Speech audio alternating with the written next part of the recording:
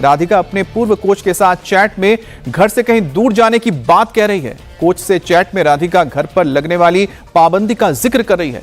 Radhika chat में coach से विदेश जाने की इच्छा भी जाहिर कर रही है। चैट में राधिका बता रही है कि घर में काफी रेस्ट्रिक्शन है, कुछ टाइम एंजॉय करना चाहती है, इंडिपेंडेंट रहना चाहती है। राधिका दुबई या फिर ऑस्ट्रेलिया जाने की प्लानिंग कर रही थी। पुलिस इस चैट को भी अब लेकर आगे गंभीर है और जांच कर रही है। तो ये वो चैट है जो राधिका और उनके पूर्व कोच के बीच में आई है, जिसमें राधिका बता रही है कि वो परेशान है, वो घर के अंदर रेस्ट्रिक्शन से परेशान है, वो कुछ वक्त तक इंडिपेंडेंट रहना चाहती है, वो विदेश जाना चाहती है। हमारे साथ संवाददाता कुमार सोनू जुड़ गए हैं। कुमार सोनू, ये चैट तो काफी कुछ बताने के लिए मुझे लगता है कि अहम है कि किस तरह से मानसिक रूप से राधिका कहीं ना कहीं घर के अंदर एक बंधक की तरह महसूस कर रही थी, और इसी बात का जिक्र उन्होंने अपने इस चैट में किया है, जहां पर वो जाहिर कर रही हैं कि वो रेस्ट्रिक्शन में है और वो फ्रीडम चाहती है, आजादी चाहती हैं। देखिए, बिल्कुल इस चैट से इस बात को तो बिल्कुल नकारा नहीं जा सकता कि राधिका ने अपने कोच को इस बात का जिक्र किया था कि यहां पर बहुत रिस्ट्रिक्शंस हैं और वो बाहर जाना चाहती है। वो कई कंट्रीज का जो है उसमें जिक्र कर रही है, जिसमें दुबई भी है, ऑस्ट्रेलिया भी है। फिलहाल हमारी उनके एक और कोच जो अंकित हैं, जिन्होंने तकरीबन 4 महीने उसे ट्रेन किया, उससे बात हुई तो उनका साफ तौर पर यह दावा था कि हमेशा जब भी राधिका उनकी एकेडमी में खेलने के लिए आती थी तो 4-5 घंटे 6 घंटे वो खेलती थी। तो उस दौरान जो राधिका के पिता हैं दीपक यादव, वो हमेशा एकेडमी के बाहर गाड़ी में उसका इंतजार करते थे 4-4 6-6 घंटे। जबकि एकेडमी से, जहां पर मैं खड़ा हूं, इस एकेडमी से महज 10 मिनट की दूरी पर ही राधिका का घर है। अगर दीपक यादव चाहते तो राधिका को ड्रॉप करके और वापस घर जा सकते थे, 4 घंटे बाद 5 घंटे बाद वापस भी आ सकते थे। लेकिन हमेशा अंकित का कहना है कि वो बहुत पॉजिटिव रहते थे उसकी खेल को लेकर, उसके टेनिस को लेकर, उसकी परफॉर्मेंस को लेकर।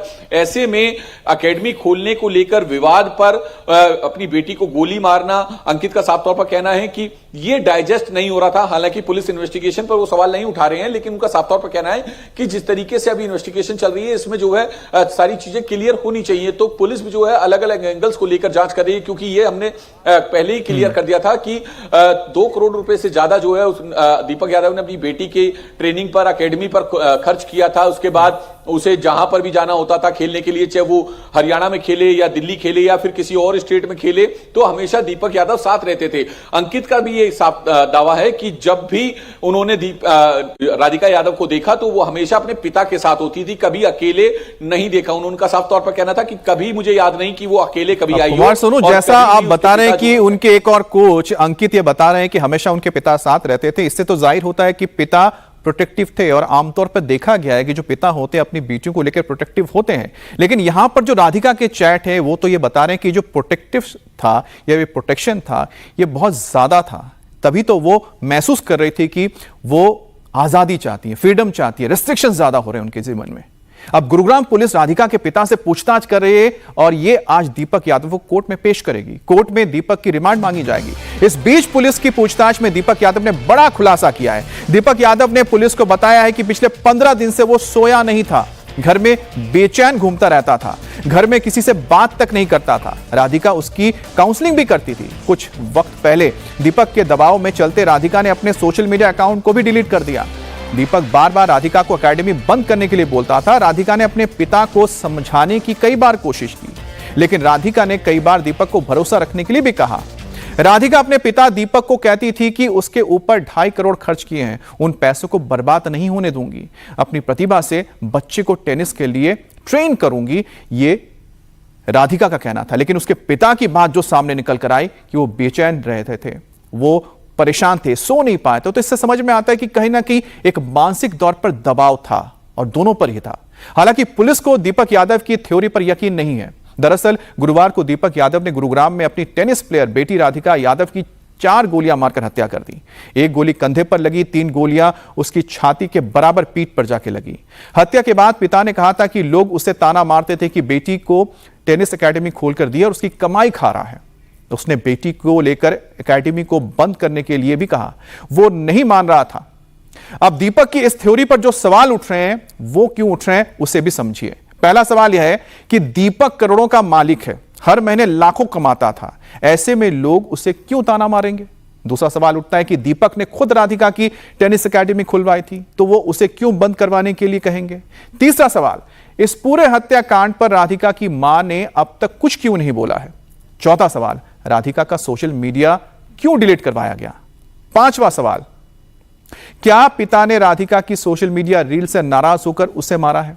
और छठा सवाल, राधिका के मर्डर के पीछे कहीं कोई लव एंगल तो नहीं है? और सातवां सवाल, कहीं ऐसा तो नहीं है कि राधिका की हत्या किसी और ने की है और इल्जाम दीपक ने अपने सिर पर ले लिया है?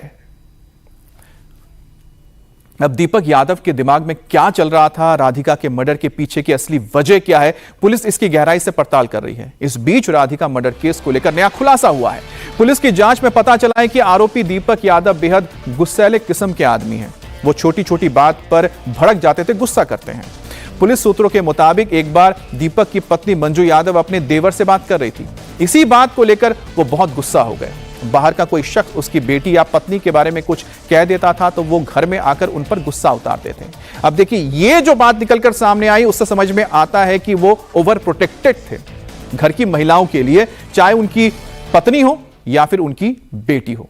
फिलहाल पुलिस हर एंगल से जांच कर रही है और पुलिस की जांच में पहला एंगल है कि क्या वाकई दीपक यादव ने टेनिस एकेडमी से नाराज होकर मर्डर किया। अब दूसरा एंगल क्या है कि दीपक वाकई बेटी के सोशल मीडिया में एक्टिव होने से नाराज थे। पुलिस इस पूरे एंगल की जांच कर रही है और कहीं मर्डर के पीछे कोई और तो नहीं है या फिर मर्डर का कोई लव एंगल तो नहीं है, इस पर भी जांच हो रही है। अलग अलग थ्योरी है, लेकिन जिस तरह से एक किरदार निकलकर सामने आ रहा है यहां पर दीपक यादव का, उससे दो बातें बिल्कुल क्लियर हो गई हैं। एक तो है कि उनके अंदर गुस्सा बहुत था, बात बात पर गुस्सा हो जाते थे, छोटी छोटी बातों पर। दूसरा है कि बहुत ज्यादा ओवर प्रोटेक्टिव थे, अपनी बेटी को लेकर थे, अपनी बेटी के साथ हर जगह जाते थे। और तीसरी बात है कि अपनी पत्नी को लेकर भी उतने ओवर प्रोटेक्टिव थे। और जिसका जिक्र साफ हो जाता है जो चैट के अंदर राधिका ने किया है कि उनको अंदर रेस्ट्रिक्शंस बहुत ज्यादा हैं, उनको आजादी चाहिए, फ्रीडम चाहिए, वो बाहर चले जाना चाहती हैं। अब राधिका मर्डर केस में एक म्यूजिक वीडियो भी काफी तेजी से शेयर किया गया। वीडियो में राधिका के साथ जो एक्टर नजर आ रहा है उसके साथ उसकी नजदीकियों पर सवाल उठाए जा रहे हैं। इस बीच राधिका के साथ वीडियो में काम करने वाले एक्टर इनामुल हक ने बड़ा दावा किया। इनामुल ने इंडिया टीवी से कहा कि राधिका के म्यूजिक वीडियो से उसके पिता बेहद खुश थे। शूटिंग के वक्त मां भी सेट पर आई थी। राधिका डायरेक्टली सेट पर आती है शूटिंग के विद हर मदर, अपनी माता जी के, मम्मी जी के साथ आती है। और सेट पर आकर जब वो दिन मैं बोल सकता हूँ कि राधिका से मेरा हाय हेलो हुआ। जो मैं मिला था तब तो मेरी टीम उनसे बातचीत थी, मेरी बातचीत नहीं थी, पर मैंने उस दिन हाय हेलो किया। आंटी जी को, उनकी मदर को भी गुड मॉर्निंग या जो भी मैंने बोला हो मैंने उनको बोला। एंड फिर हमने शूट शुरू किया। शूट हमने 5 से 6 घंटे में खत्म कर दिया। तो राधिका ने शूट के दरमियान मुझे बताया था कि उनके फादर को गाना बहुत अच्छा लगा। तो इसका मतलब फादर की परमिशन भी थी, क्योंकि गाना मैं उनको भेजा था, फादर को अच्छा लगा सुनने में। देन वो यहाँ पर है। सेम जब वो गाना रिलीज हुआ तो ये तरीका है कि गाना रिलीज होता है तो सब प्रमोट करते हैं उस टीम के। राधिका ने प्रमोट नहीं किया। राधिका ने, ये नहीं बोलूंगा प्रमोट नहीं किया, थोड़ा सा उसने कोलैब एक एक्सेप्ट कर लिया, एक स्टोरी लगा दी, वो भी बहुत दिन बाद। मैंने बोला राधिका म्यूजिक वीडियो खराब लगी क्या आपको, मैंने ऐसे पूछा तो बोली नहीं मैं कुछ चीज में बिजी हूँ। तो मैंने उसकी एक स्टोरी देखी कि उसके दादाजी नहीं रहे। तो मुझे लगा कि ओके, राधिका के ग्रैंड फादर नहीं रहे हैं, ये वजह है, और जो कि जेन्युइन वजह है, इसलिए इसने प्रमोट नहीं करा। अब देखिए, इनामुल ने जो बातें कही हैं उससे दो चीजें साफ हो गई कि परिवार को पता था कि राधिका इस म्यूजिक वीडियो में जा रही हैं, और दूसरी बात यह है कि राधिका ने उसके बाद इसे प्रमोट नहीं किया। उसके बाद क्या हुआ यही सुलझाना है कि क्यों उसने प्रमोट नहीं किया। एक तो वजह बताई, घर में डेथ हुई है, लेकिन क्या उसके अलावा भी कोई वजह रही होगी? राधिका के साथ उसका सिर्फ एक प्रोफेशनल रिश्ता था इनामुल के साथ, जो कहा गया है, और साथ ही कोई भी इन दोनों के बीच कनेक्शन नहीं था। वो इतनी पुरानी म्यूजिक वीडियो और राधिका के बिना कुछ बोले मैं इसको डिलीट भी कर रहा हूं, कोई इशू नहीं। राधिका ने मुझे कुछ शेयर भी नहीं किया, मैंने उसको हाइड करके रखा। अब आप सोचें, उसके बावजूद भी ये बात उस पर क्यों आएगी? क्योंकि अभी तो कुछ बचा ही नहीं इंटरनेट पर। अब जाके मैंने उसको आर्काइव को विजिबल किया है, वो जो चीजें हैं, तो कोई और वजह हो सकती है। पहला पॉइंट मैं ये बोलूंगा। दूसरी बात ये बोलूंगा कि एक म्यूजिक वीडियो था, ना कोई रील बनाई हमने, ना कोई प्रमोशनल एक्टिविटी की। तीसरी बात कि मॉम डैड के बारे में उसने मुझे बताया और मॉम साथ में थी। और फोर्थ बात ये बोलूंगा कि पहली हमारी मुलाकात हुई टीम के साथ हुई, कई सारे लोग। दूसरी मुलाकात हुई तब भी टीम के साथ हुई, जिसमें सब लोग थे। तो हमारा जो ताल्लुकात है वो बिल्कुल प्रोफेशनल, मतलब सिर्फ काम से काम वाली। आप कितनी बार राधिका से मिले? 2 बार। अब देखिए, क्योंकि जमाना डिजिटल है और फोन सबके पास है, तो फोन के जरिए बहुत आसानी से यह पता लगाया जा सकता है कि आखिरकार राधिका के साथ एनामुल के क्या वाकई में कुछ संबंध थे या नहीं थे। क्योंकि जैसा एनामुल ने कहा कि उनका सिर्फ प्रोफेशनल था, 2 बार मिले थे। इसके अलावा भी उनके जो भी चैट्स रहे होंगे वो आसानी से दुनिया के सामने आ सकते हैं और साथ ही साथ वो पुलिस उसको छानबीन कर सकती है। इसी से काफी कुछ क्लियर हो जाएगा दीपक यादव जो दावा कर रहे हैं उसमें कितनी सच्चाई है। क्या दीपक यादव उन लोगों के साथ तीनों से तंग आकर बेटी को मारा है? क्या दीपक के मौसेरे भाई ने बड़ा खुलासा जो किया, दीपक के मौसेरे भाई ने कहा कि उसके पास पैसे की कोई कमी नहीं थी, दीपक को राधिका के टेनिस खेलने से कोई दिक्कत नहीं थी, क्योंकि वो तो खुद बचपन से राधिका को टेनिस खेलने ले जाते थे। अब दीपक ने खुद राधिका के टेनिस एकेडमी भी खुलवा दी, तो उसके बाद उसे बंद करने के लिए क्यों कहेंगे? यह बहुत ही एक जेन्युइन सवाल है जो उठाया जा रहा है। उधर राधिका जहां बच्चों को टेनिस खेलना सिखाती थी, वहां भी लोगों ने यही बताया कि वो अपने लाइफ में बेहद खुश थी। राधिका खुशी खुशी टेनिस एकेडमी चला रही थी। टेनिस एकेडमी के केयरटेकर तनु ने इंडिया टीवी से कहा कि राधिका पिछले 1 महीने से बच्चों को टेनिस सिखा रही थी और इस दौरान उसके पिता एक बार भी वहां नहीं आए। राधिका यादव हत्याकांड मामले में एक जो सबसे अहम कड़ी है वो है ये टेनिस कोर्ट, ये टेनिस एकेडमी, जहां पर राधिका यादव जो है वो ट्रेनिंग देती थी और यहां पर जो है वो ट्रेनिंग देती थी। और बताया जा रहा है कि इसी को लेकर बाप बेटी के बीच में विवाद था, जो पुलिस की शुरुआती जांच में सामने आया। फिलहाल यहां के केयरटेकर हैं, इनसे हम बात करते हैं। क्या नाम है आपका? तनु सर। तनु, तो तनु ये बताइए कि राधिका यादव यहाँ पर यहीं पे सिखाती थी ट्रेनिंग? हाँ जी सर। हाँ, कितने टाइम से वो यहाँ पर टेनिस सिखा? 1 महीना हुआ होगा, 1 महीना या 25 दिन। तो ये बताइए, कभी उनके राधिका के पिता को यहाँ पर आपने देखा? नहीं सर, वो कभी नहीं आए यहाँ पे। और जब वो टेनिस सिखा रही होती थी बच्चों को, तो खुश रहती थी या फिर किसी तरह की कोई? एकदम खुश रहते थे, मतलब बोलचाल भी सही था। हाँ। वो मतलब बोलने चालने में सही थे, कोई वैसा नहीं, मतलब कुछ भी काम होता था तो भैया करके बुला दी, तनु भैया मेरी बात सुन लो, मेरा काम करके और आप चले जाओ। हाँ। तो दरअसल ये तनु है जो कि यहाँ के केयरटेकर हैं और आप तस्वीरें देखिए कि ये पूरी एकेडमी है जो कि तनु यहाँ पर टेनिस सिखाती थी और इसी एकेडमी को लेकर बाप बेटी के बीच में बताया जा रहा विवाद था और इसी के चलते जो है गुरुवार को सुबह तकरीबन 10:30-11 बजे के करीब दीपक यादव जो कि राधिका यादव के पिता हैं, उन्होंने जो है अपनी बेटी को अपने ही घर में 3 गोली मारकर उसकी हत्या कर दी। और पूरी हत्याकांड के समय में जो है राधिका की जो मां है, राधिका यादव की जो मां है, वो भी उस वक्त घर में मौजूद थी। इस वक्त हम दीपक यादव के गांव वजीराबाद में मौजूद है। गुड़गांव के कुछ गांव के लोग हैं, उनको जानकार, उनसे बात करते हैं। आपका नाम क्या है सर? राकेश यादव है जी। अच्छा राकेश जी, आप परिवार को जानते ही होंगे क्योंकि आपके गांव के ही जाहिर सी हाँ जी, परिवार को खूब जानते हैं।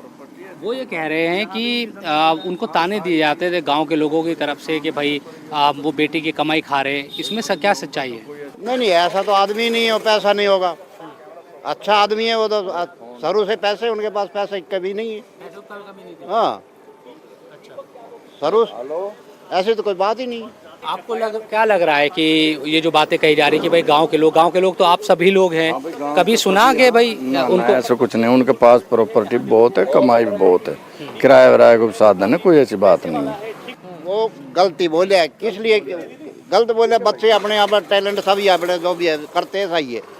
जिसने बोला भी वो गलती बोले। भाई क्यों कमाई कौन खाता है बता? कोई लड़के कोई कमाई नहीं खाता। परिवार मजबूत है आर्थिक तौर पे। हाँ। और अब बात करते हैं उत्तर प्रदेश के बलरामपुर में अवैध धर्मांतरण के मास्टरमाइंड जलालुद्दीन उर्फ झांगुर बाबा पर हुए एक के बाद एक खुलासे की। इस बीच सीएम योगी ने झांगुर बाबा पर बड़ा बयान दिया है। योगी ने कहा है कि बलरामपुर में धर्मांतरण की साजिश की गई, धर्मांतरण करवाने वालों को बख्शा नहीं जाएगा। धर्मांतरण करवाने वालों पर बड़ी कार्रवाई हुई है। सीएम योगी ने बाबा झांगुर के कारनामों का जिक्र करते हुए कहा कि कैसे धर्मांतरण करना है उसने रेट तक कर रखे थे। ऐसे लोग देश का स्वरूप बिगाड़ने का काम कर रहे हैं। आपने देखा होगा किस प्रकार की साजिशें हो रही है। अभी बलरामपुर में एक बड़ी कार्रवाई को हम लोगों ने आगे बढ़ाया। आपने देखा होगा उसने रेट तय किए, यानी कैसे धर्मांतरण के कार्यक्रम को आगे बढ़ाना है।